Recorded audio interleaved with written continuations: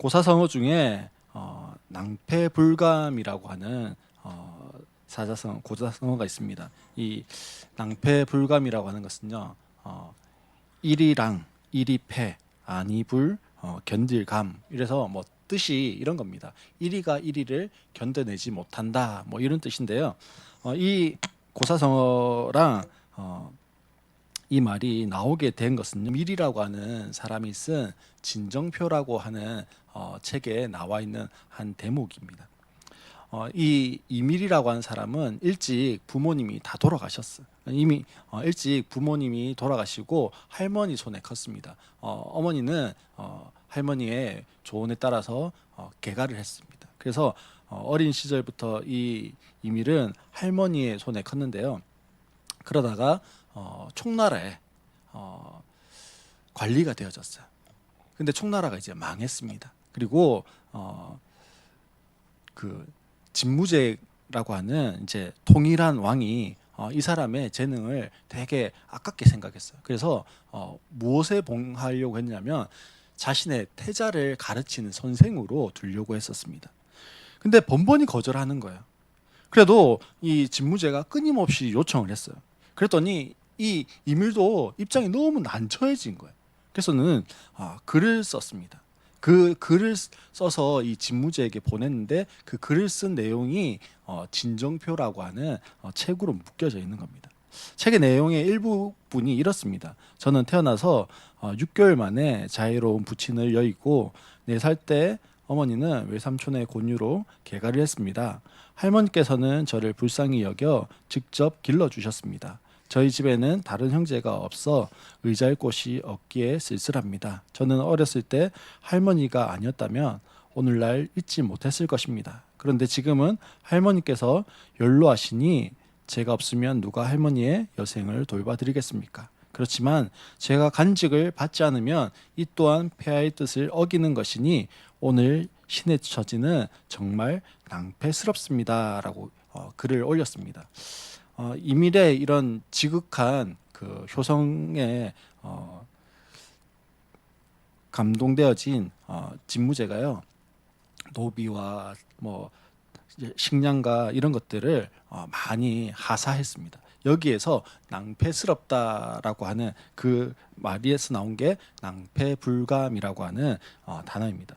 이 낭패불감이라고 하는 단어에서 또 나온 게요, 우리가 잘 아는 단어입니다. 진퇴양난. 앞으로도 갈 수 없고 뒤로도 갈 수 없고 이러지도 못하고 저러지도 못하는 상황에 쓰여지는 단어입니다. 우리 성도님들은요, 이런 경험이 있으십니까? 이러지도 못하고 저러지도 못하고 앞으로 갈 수도 없고 뒤로 갈 수도 없는 그런 상황, 언제 있었을까요? 저는 용호동에서 사역을 하다가 교회를 나와야 하는 상황이 되어졌습니다. 계속해서 개척을 이야기하고 있었고 개척의 모델이 되어지는 목사님들을 찾아뵙고 교제하고 있었던 중이어서 더 깊이 개척을 생각하고 있었을 그런 때였습니다. 그러다가 다음 사역지도 또 한편으로는 생각을 하고 있었어요. 하지만 개척을 하려고 해도 제 스스로 아무런 준비가 되어 있지 않았고 그때 상태로는 사실 개척을 해도 문제였습니다. 개척을 해 나갈 힘이 없었던 것 같아요. 그러다가 다음 사역지로 이동하려고 했지만 이동을 할 수가 없었어요. 사실 더 정확하게 이야기하면 갈 데가 없는 거예요. 그러다가 다음 걸음이 정해지지도 않고 12월 마지막 주에 사임을 했습니다. 이러지도 저러지도 못하는 이 진퇴양난, 낭패불감의 상황에 딱 놓여진 거예요. 비교할 수는 없지만요, 오늘 본문에 예수님이요 딱 이 상황에 있습니다. 7장 끝부분에 보면 갈릴리 출신의 예수라고 하는 청년으로 인해서 자기들끼리 논쟁하는 장면이 나오고 있습니다. 우리가 읽진 않았죠. 근데 그런 장면이 나와요. 그리고 나서 이 예수라고 하는 사람, 이 사람이 당시에 가장 이슈가 되어지는 인물이었던 것은 분명합니다. 또한 오늘 본문에서는 알 수 없지만 다른 복음서에 보면 율법과 전통의 문제로 예수님과 이 바리새파 사람들 가운데 시비가 붙었습니다. 논쟁이 붙은 거죠. 그래서 어떻게 됐을까요? 바리새파 사람들이 참패를 하게 되어집니다. 그로 인해서 예수님은 당시 종교 지도자들 사이에 어떤 존재가 되었을까요? 공공의 적이 되어졌습니다. 그래서 수많은 공격의 대상이 이제 되어졌다라는 거예요. 예수님이 저 갈릴리 가나에서 처음 이적을 행하실 때 별로 뭐 사람들이 주목하지 않았을 거예요.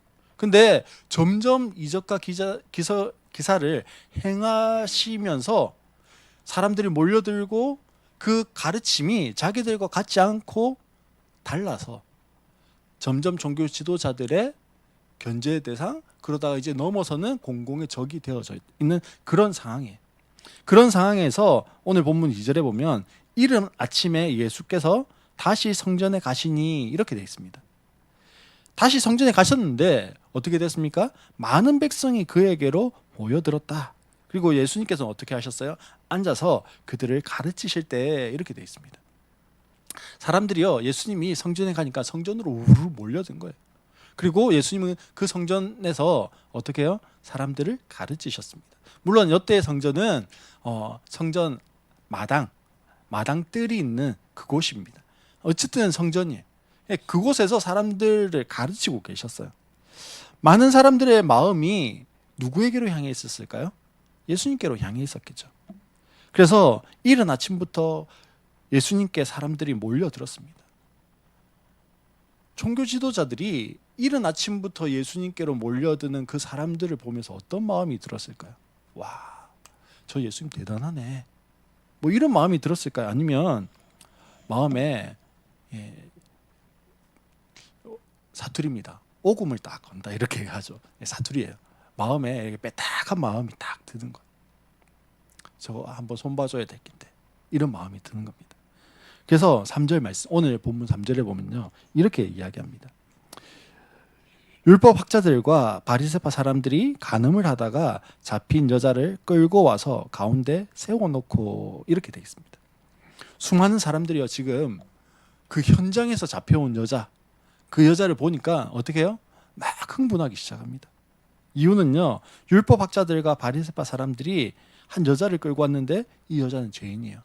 근데 어떤 죄를 지었습니까? 간음죄를 지었어요. 그것도 현장에서 잡혀온 죄인입니다. 근데 3절에 보면요 등장하는 사람이 누구와 누구냐면 율법 학자들과 바리새파 사람입니다. 당시 율법 연구에 몰두해서 회당에서 지도자의 위치에 있었던 이 율법 학자들, 이 율법 학자들이요 사실 누구냐면 바리새파 사람이에요. 그러니까 율법 학자들과 바리새파 사람이 아니라 그냥 율법 학자해도 되고 아니면 바리새파 사람 하면 다 율법 학자인 줄 알아요. 근데 요한이요 율법 학자들과 바리새파 사람들 이러면서 강조하고 있어요. 이 사람들이 이러면서 지금 강조해서 이야기하고 있는 겁니다. 이 율법 학자들 혹은 바리새파 사람들은요 율법에 아주 박식한 사람들이었습니다. 왜 이 사람들이 율법에 박식했냐면요, 이 사람들이 언제 바리새파라고 하는 사람들이 나타났냐면 바벨론 포로 이후에 나타났어요. 왜 바벨론 포로 이후에 나타났냐면 자신들의 나라가 이제 남쪽도 망하고 북쪽도 망하고 다 망했잖아요. 남쪽이 이제 좀 더 뒤에 망했지만 BC 586년에 망하고 나서 바벨론의 포로로 잡혀갔습니다. 그 바벨론의 포로로 잡혀가서 왜 우리는 나라도 빼앗기고 전능하신 하나님이고 창조주 하나님이시고 유일한 하나님이신데 우리가 바벨론에 이렇게 포로로 살아가지? 왜 이런 거야? 라고 의문을 품기 시작했고요. 그 의문에 대한 답을 어디에서 찾아보려고 했냐면 성경에서 찾으려고 했어요. 근데 성경에 보니까요 출애굽 때부터 시작해서 하나님이 신명기에 레위기에 이미 거기에서부터 뭐라고 이야기하셨냐면 하나님을 제대로 섬기지 않으면 하나님이 치시는데 치시다가 맨 끝에는 어떻게 하냐면 너희들이 이 땅에서 쫓겨나게 될 것이다 라고까지 한 예언해 놓으신 게 있는 거예요. 우리가 지금 요 바벨론의 포로로 와 있는 게 하나님이 힘이 없어서가 아니라 하나님 말씀대로 여기 와 있는 거네 라는 것을 알았어요. 그럼 어떻게 해야 돼요? 하나님 말씀을 지켜야 돼요. 그래서 하나님 말씀을 잘 지켜서 우리가 다시 우리의 고국으로 돌아가고 우리의 나라가 다시 회복되어지는 것을 꿈꾸자 해가지고요 율법을 말씀을 열심히 지키려고 했던 사람들이 바리새인들이에요. 너무 좋죠. 그래서 이 사람들은 율법을 잘 지켜야 하나님 말씀대로 회복된다 생각하니까 율법을 어떻게 해야 됩니까? 1차적으로 많이 알아야 돼요. 많이 알기 위해서 율법을 읽고 묵상하고 연구하고 하는 일을 하기 시작했다라는 거예요. 너무 좋은 의도로 시작했고 그래서 이제 내가 알았어요. 근데 앞에 있는 서영이는 잘 몰라요. 그러니까 이 말이 너무 어려워요. 이러면 이 먼저 연구한 내가 뭐 해주는 거예요? 설명해 주는 거예요. 이게 율법학자들이에요. 너무 좋은 거예요. 근데 이게 세월이 지나다 보니까 이게 뭐가 됐냐면 권력이 되어졌습니다. 그리고 그 권력을 맛보다 보니까 타락을 했어요. 그래서 그 당시에 기득권 세력, 어마어마한 권력과 재부를 가지고 있었던 사람들이 또 한편으로는 이 바리새파 사람들이었습니다.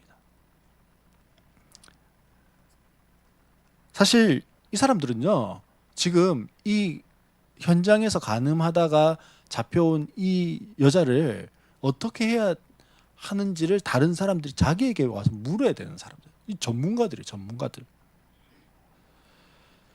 바로 이야기해 줄 수 있습니다.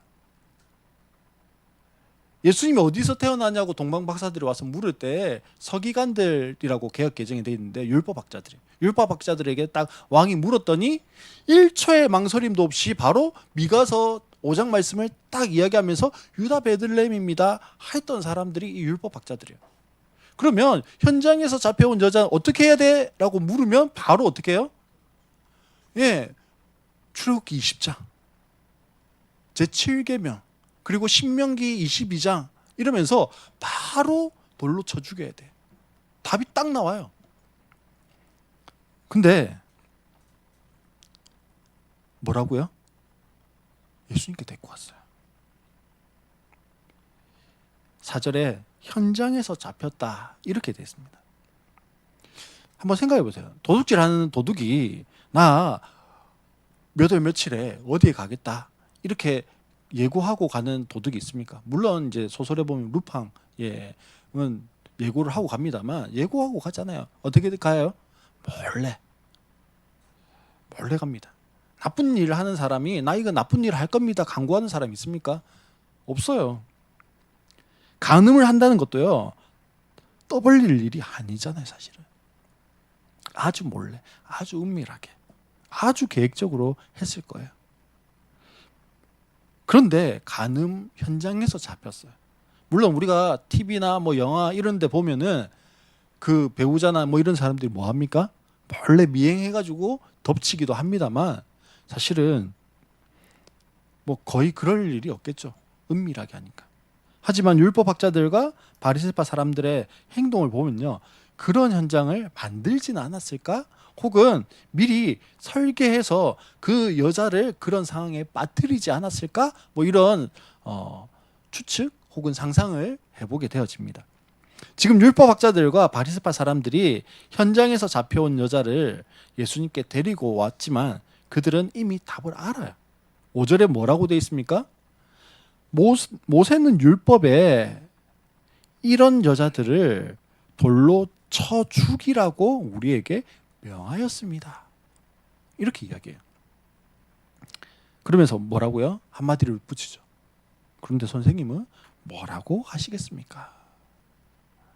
그리고는 6절에 그들이 이렇게 말한 것은 예수를 뭐 하려고요? 시험하고 고발할 구실을 찾으려는 속셈이었다. 이렇게 이야기합니다. 지금 종교 지도자들이 속으로 뭐라고 할까요? 걸려들었다. 어디 한번 빠져나갈 수 있으면 빠져나가봐라. 이러면서 속으로 이렇게 하고 있을 거야. 그러면서 회심의 미소를 탁 짓는 거죠. 지금 예수님이요. 이러지도 저러지도 못하는 상황이에요. 율법학자들과 바리새파 사람들이 모세의 율법에는 이러면서 이야기해요. 즉 신명기 22장 22절 그리고 24절에 보면요. 22절에는 뭐라고 돼 있냐면 어떤 남자가 남의 아내와 정을 통하다가 들켰을 때는 정을 통한 남자와 여자를 다 죽여서 이스라엘에서 이런 악의 뿌리는 뽑아야 한다라고 이야기하고요. 24절에는 돌로 쳐서 죽여야 합니다라고 되어 있습니다. 즉 돌로 쳐 죽이는 거예요. 죄를 지은 사람이 제 값에 따라서 죄값을 받는 것이 맞을까요? 아니면 죄값을 받지 않는 게 맞을까요? 당연히 죄를 지은 사람은 자기가 지은 죄의 값을 치러야 합니다. 물론 세상 법이 정한 것에도 예외는 있어요. 뭐 정당방위 뭐 이런 것도 있죠. 하지만 질서를 확립하기 위해서는 기본적으로 지켜야 하는 것들이 있는 거예요. 하물며 하나님의 말씀이니 당연히 뭐 해야 됩니까? 지켜야 돼요. 남유다 출신의 북이스라엘이 가장 왕성했을 때 북이스라엘 가가지고 사역했던 선지자가 있습니다.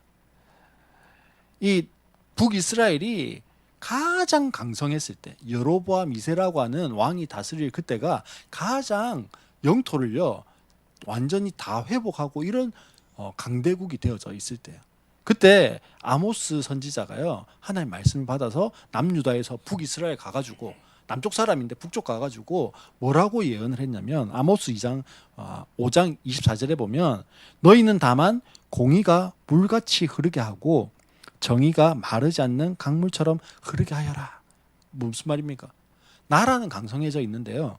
하나님 말씀은 하나도 안 지키는 거예요. 그러니 하나님의 말씀이 공의와 정의가 세워지는 나라를 만들어야 된다. 그렇게 이야기하고 있는 거예요. 하나님의 성품이 뭡니까? 정의예요. 하나님의 성품이 뭡니까? 공의로우심이에요. 그것이 전혀 무시될 수 없는 너무나 중요한 것이라는 거예요. 하나님의 말씀에 따라서 하나님의 명령을 준행하는 것이 반드시 필요합니다. 하지만 율법이 강조하는 것이 무엇이냐? 그것이 중요한 거예요. 율법이 강조하는 건 뭐예요? 돌로 쳐 죽이라가 율법이 강조하는 게 아니에요. 왜 돌로 쳐 죽여야 하는지가 율법의 강조점이에요, 사실은. 너희가 하나님을 사랑함으로 율법을 지키라고 하는 것이 초점입니다. 죄 지은 사람의 율법의 명령에 따라서 법을 집행할 때 나는 저 사람보다 저런 죄는 안 지었으니까 거룩하기에 내가 저 사람을 벌할 자격이 있다. 착각하면 안 되는 거예요. 나도 동일한 죄인이지만 하나님의 말씀에 따라서 단지 내가 그것에 순종해서 그 명령을 지키기 위해서 뭐 하는 겁니까? 지금 돌을 들어서 저 사람을 죽이는 것뿐이에요. 나도 뭐라는 거예요? 나도 죄인이야. 이 돌 던지면서 뭐 해라는 거예요? 나도 죄인이지. 그걸 기억하라는 거예요. 그것을 잘 보여주는 또 다른 모습이 뭐냐면 제사예요. 지금으로 이야기하면 예배 자리는요 짐승을 가지고 와서 그 예배 자리에서 뭐합니까? 제사를 드리는데 양과 염소와 비둘기를 가지고 오면 잡아요. 배를 가르고 내장을 꺼내고 불에 태워서 드립니다. 드릴 때도 어떻게 드리냐면 그냥 안 드리고 양과 염소는 각을 뜹니다. 각을 뜬다는 말이 뼈 있죠. 뼈를 다 제거하는 거예요. 이거 누가 할까요? 예, 본인이에요. 본인. 저는 닭 잡지는 못하고 닭 잡는 것만 봤는데도 힘들던데 본인이 그 일을 해야 돼요. 왜요? 네가 지은 죄가 그렇게 비참하고 처참한 거예요. 저 양이, 저 염소가, 저 새가, 비둘기가 그렇게 죽어요. 너 대신에 죽은 거야. 그걸 보여주는 거예요. 현장 학습이죠. 돌로 쳐 죽이라는 것도요. 똑같은 거예요. 너도 동일한 죄인인데 저렇게 죄가 무서운 거야. 하나님 저렇게 싫어하는 거야. 그걸 이야기해 주려고 하는 거예요. 근데요. 착각하는 거예요. 나는 깨끗하고 저 여자는 죄인이야. 그래서 뭐 하려고 하는 거예요? 저 여자를 향해서 돌을 던지는 나는 거룩한 사람이야. 왜요? 나는 그런 죄를 안 지었으니까. 사실은 뭘까요? 나는 그런 죄를 안 들켰으니까. 이게 더 정확한 말이에요. 만약 제가 상상한 것처럼요, 여자가 누명을 쓴 것이고 예수님이 그것을 아셨다 생각해 보세요. 그래서 아니다. 그 여자는 억울하다 라고 말한다고 하더라도 그것은 율법을 정면으로 예수님이 거부하는 게 되는 거예요.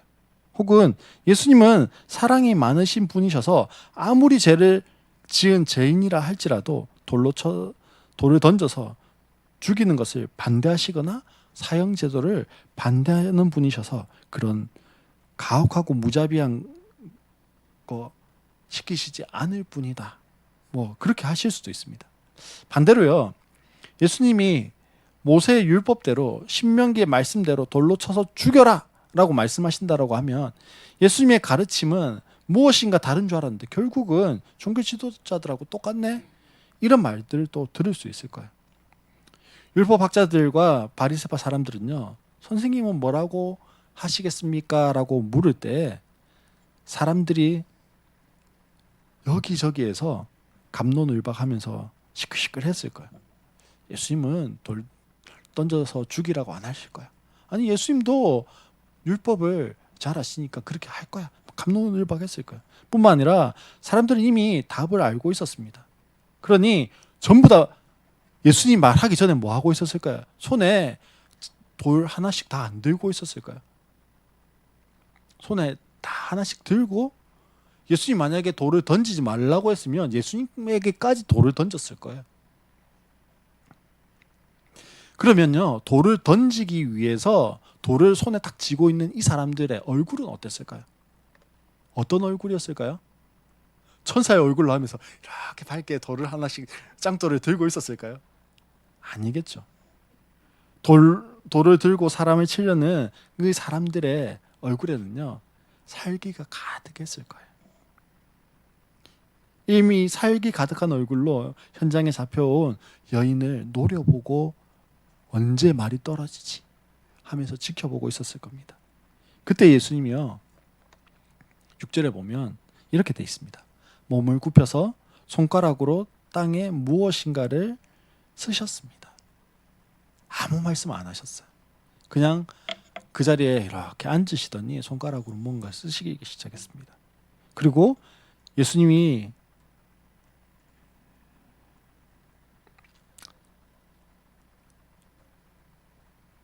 이 모든 행동에 사람들의 시선이 어떻게 될까요? 집중되겠죠. 사람들이 처음에는 어떻게 해요? 숨을 싹 죽이고 예수님 뭐라고 쓰실까? 딱 봤어요. 근데 계속 쓰고 계시니까 예수님 뭘 하시는 겁니까? 어떻게 하라고요? 말해주세요. 막 이러면서 뭐 했습니까? 예수님을 막 채근하기 시작했습니다. 그러자 예수님이 일어서서 말씀하시는 거예요. 7절에 보면 너희 가운데서 죄가 없는 사람이 먼저 이 여자에게 돌을 던져라. 그리고는 8절에 그리고는 다시 몸을 굽혀서 땅에 무엇인가 쓰셨다. 이렇게 말씀합니다. 예수님께서 이렇게 해라 저렇게 해라 말씀하시지 않고 땅에다 무엇을 쓰고 계시는 거예요. 계속. 쓰고 계시는 동안 사람들이 하나 둘 자신의 손에 들고 있던 그 돌을 땅에다 툭 던져놓고는 다 그 자리를 떠버립니다. 예수님께서는 땅에 무엇인가 쓰시기에 사람들이 하나 둘 자신의 손에 들고 있던 돌을 내려놓고 자리를 왜 떠났는지 사실 성경은 이야기하지 않아요. 어떤 내용을 쓰셨는지 알 수 없습니다. 그래서 또 저처럼 상상하는 어떤 신학자가요. 상상을 해봤어요. 뭐라고 썼을까? 상상을 해봤더니 혹시 각자가 지은 그 제목들이 싹 자기만 읽어지게 혹은 자기에게만 들려지게 그렇게 쓰여지지 않았을까? 뭐 이렇게 해석을 하기도 합니다. 뭐 이 부분은요 사실 뭐가 필요한 거예요? 상상이 필요한 해석입니다. 그러면서 예수님이요 너희 가운데 죄가 없는 사람이 먼저 이 여자에게 돌을 던져라 이야기합니다. 지금 분명히 많은 사람들이 현장에 잡혀온 여자를 향해서 흥분하고 이 여자를 돌로 쳐 죽이려고 하고 죄인이라고 소리치고 있습니다. 나의 죄에 대해서 아무도 듣는 사람이 없고 아무도 나의 죄를 모릅니다. 하지만 나는 나의 죄를 알고 있습니다. 그러니 너희 가운데 죄가 없는 사람이 조금 있는 사람이 아니고 죄가 없는 사람이 라고 말씀하실 때 먼저 나설 수 있는 사람이 아무도 없었던 거예요. 예수님의 이 말씀이, 그리고 이 글자를 쓰는 무엇인가를 보면서 마치 무엇처럼요? 확성기처럼 자기의 죄들이 막 들려지기 시작하고요. 마치 자기의 죄들이 앞에 영화가 빨리 싹 돌아가는 것처럼 막 이렇게 지나가기 시작했던 것 같습니다. 자신의 죄들이 쩌렁쩌렁하게 내 귓가에 맴돌기 시작하는 거예요. 그래서 하나 둘 그 자리를 다 떠나버립니다. 10절에 예수님이 여자에게 묻습니다. 너를 정죄한 사람이 한 사람도 없느냐? 그랬더니 여자가 11절에 대답합니다. 주님, 한 사람도 없습니다. 사랑하는 성도 여러분, 나는 나에게 잘못한 사람에게 돌을 던지려고 한 적이 있습니까?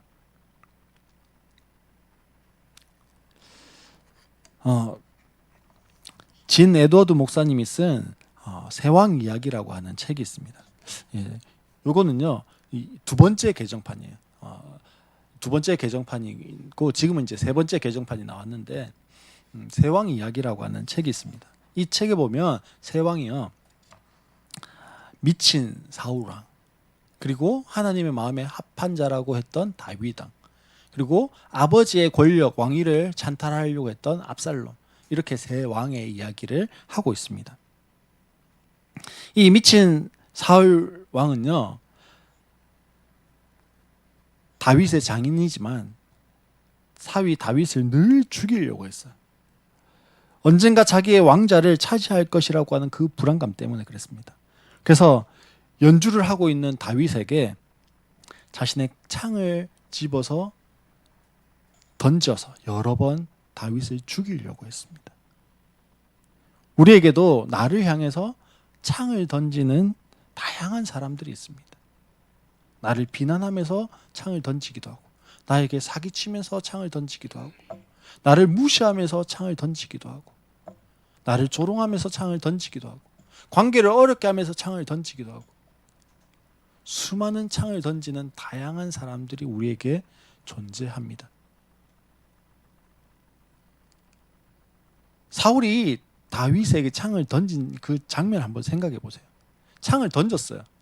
사울에게서 이미 창이 떠나갔습니다. 다윗은 피했어요. 바로 손을 뻗으면 손을 뻗는 그 자리에 무엇이 있습니까? 창이 있습니다. 뿐만 아닙니다. 사울 왕이 다윗을 죽이기 위해서 군사를 이끌고 찾아왔습니다. 자신을 죽이기 위해서 군사를 이끌고 온 그 사울 왕이 자기가 손만 닿으면 되는 그 거리에서 자고 있어요. 옆에 있던 부하가 이야기합니다. 다윗 왕이셔.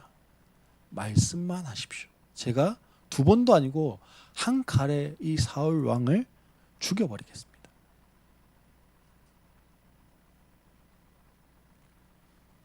다윗이 어떻게 했을까요? 아무것도 안 했습니다. 내 옆에 창을 집어 던질 수 있는데도 아무것도 하지 않았고요. 그저 피할 뿐이었어요. 내 바로 앞에 내 말 한마디면 사울을 죽일 수 있는데도 아무것도 하지 않았습니다. 나도 복수하고 싶지만 복수하지 않은 거예요. 왜요? 하나님의 선하심을 믿기 때문에 그렇습니다. 사울은 미쳤고 사울이 던진 창은 나에게 있습니다. 내가 사울을 묵사발 낼 수 있는 힘이 나에게 있습니다. 사울이 나를 죽이겠다고 쫓아오니 충분히 그렇게 해도 다른 사람들도 이해해 줍니다. 인정할 수 있는 겁니다. 그럼에도 다윗이 선택한 것은 나는 아무것도 하지 않는 것입니다. 사랑하는 성도 여러분, 예전에 저는요 늘 정죄하는 사람이었어요. 제 기준에서 제가 조금 신앙생활을 열심히 한다고 생각했거든요. 제 기준에서 저는요 좀 거룩하게 산다라고 착각했거든요. 나는 술도 안 하고 담배도 안 하니까, 이러면서 말씀도 잘 듣고 예배도 잘 가니까 이러면서 늘 그렇지 못한 사람들을 정죄한 사람입니다. 그러다가 목사가 됐어요. 목사가 되고는요, 더 큰 착각에 빠져 있었습니다. 성경을 연구하고요, 설교를 전하다 보니 내가 그렇게 살아내지 못하면서도 나는 늘 그렇게 사는 사람처럼요 착각했습니다. 그래서 나는 모든 면에 완벽하다라고 착각했다라는 거예요. 물론 노력은 합니다. 하지만 완벽하지 않아요. 그런데 자꾸만 다른 사람들의 모습을 보면서요 판단하고 정죄합니다. 잣대를 들이대면서 판단합니다. 그리고 정죄하는 거예요. 마치 그 현장에서 가늠하다 잡혀온 그 여자를 돌로 쳐 죽이려고 돌을 하나 들고 살기 어린 눈으로 바라보고 있는 것처럼 그렇게 하고 있더라고요. 근데요, 오늘 제목처럼 하나님의 시선으로, 하나님의 눈으로 보니까 그 자리에 남아있을 사람이 한 사람도 없어요. 그리고요, 내가 사실 그 가늠하다 현장에 잡혀온 그 여자와 같은 사람인데 나를 정죄할 사람이 한 사람도 없어요. 나는 늘 이것 때문에 위축되고 저것 때문에 마음 졸이고 이런 것들 때문에 안절부절하는데 그것으로 나를 정죄할 수 있는 사람이 한 사람도 없다라는 거예요. 왜요? 주의 사랑이 나를 덮기 때문에 그래요. 주의 은혜가 나를 덮었기 때문에 그래요. 사랑하는 성도 여러분, 우리가 할 수 있는 것은 뭘까요? 내가 돌을 던지고 싶은 수많은 사람들, 그 사람들을 좀 한 사람 한 사람 좀 지워봅시다. 그래서 내가 돌을 던지고 싶은 그 사람이 주님 한 사람도 없습니다. 물론 지워가다 보면 쉽게 지워지지 않는 사람이 있을 거예요. 왜요? 나에게 큰 아픔을 줬던 사람, 큰 분노를 가지게 했던 사람, 큰 슬픔을 가지게 했던 사람. 쉽지 않을 수 있습니다. 그렇지만 우리가 그 자리에 좀 섰으면 좋겠어요. 주님의 만지심을 구하면서 다윗의 심정을 저에게 주십시오라고 그렇게 기도하면서 설 수 있었으면 좋겠습니다. 그래서 이 세 왕 이야기에서 깨어진 마음 가운데 진정한 하나님의 사랑과 위로가 임했던 것처럼 그 다윗의 마음이 우리에게 흘러오게 해주시고 그 예수님의 마음으로 그 시선으로 이 여자를 바라보셨던 예수님처럼 그 마음이 그 시선이 나에게 주님 좀 있게 해주십시오. 그렇게 기도할 수 있는 우리 모든 성도님들 되시기를 주의 이름으로 축원합니다.